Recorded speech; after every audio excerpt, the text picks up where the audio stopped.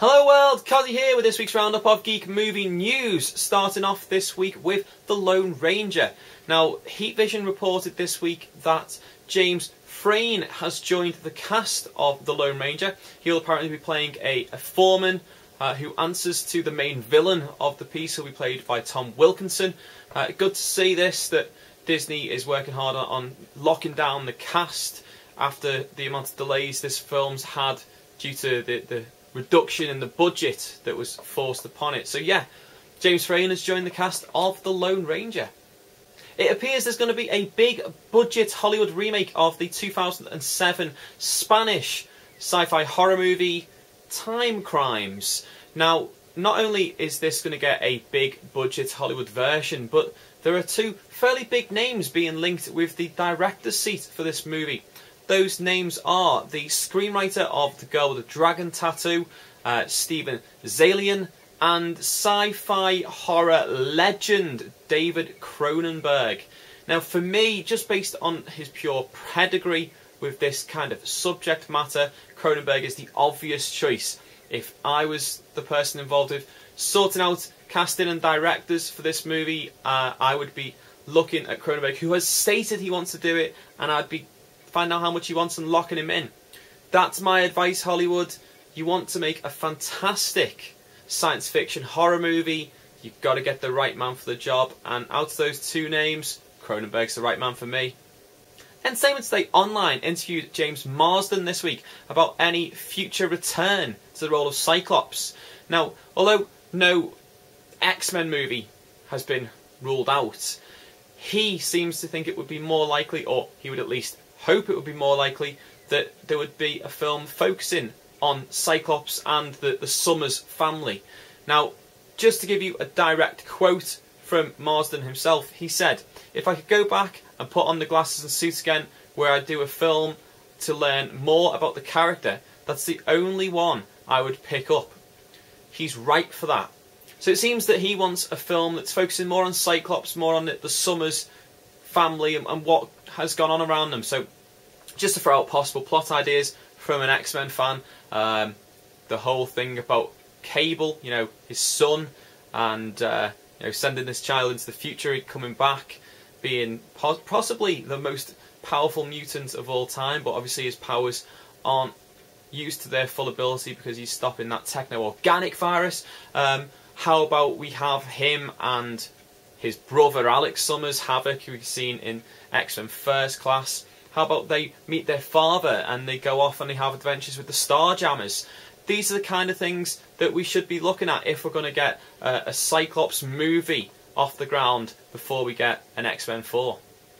Considering the surprise success of Fast 5, which brought in over $600 million, no one was surprised when a sixth film in the Fast and the Furious franchise was mentioned as being in the works.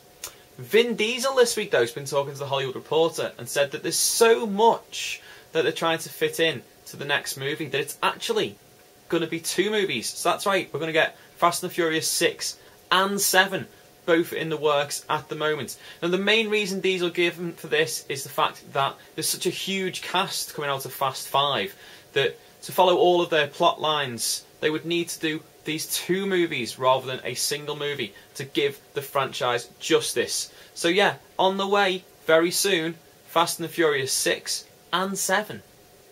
Variety's reported this week that Harrison Ford and Abigail Breslin have signed on to appear in Gavin Hood's adaptation of Ender's Game. Now, in particular, fantastic news that Ford has joined the cast.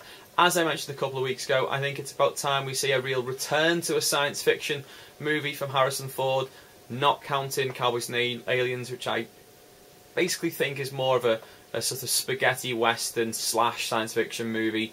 So yeah, he is signed on. He will be playing the character that I mentioned last time, the child army trainer Colonel Hiram Graff, whereas Breslin will be playing Ender's older sister, Valentine Wiggin. Looks like Old Lot Entertainment are really pushing the boat out with the casting for this movie. I'm a lot more excited about it, and let's hope that they can make it a good one. Deadline reports this week that Warner Brothers have acquired the rights to The Devil in the White City, which is Eric Larson's 2003 account of serial killer H.H. Holmes, who it was believed killed around 200 people in the late 1800s. Now, the adaptation is going to be written by Graham Moore and will star and be produced by Leonardo DiCaprio. Finally this week, some news on Buffy the Vampire Slayer. Now, just over a year ago, Warner Brothers announced that they would be rebooting the franchise, and this reboot would have nothing to do with either Joss Whedon or the original cast of the TV series. Obviously, Buffy fans the world over were very upset with this, and rightly so. Why would you take a beloved franchise which has earned a hell of a lot of money and so many people are still interested in, and reboot it? That horrible word, reboot or remake, something that, you know, Hollywood are obsessed with, but that's what they've decided to do. Since then, though, not a lot of information has been released about the planned movie reboot. That apparently is because Warner Brothers are not happy with any of the scripts that have been drafted for them so far. Two different screenwriters have been brought in, and neither have delivered a script that Warner Brothers considers to be adequate. Basically, those screenwriters are Whit Anderson and Jeff Boucher.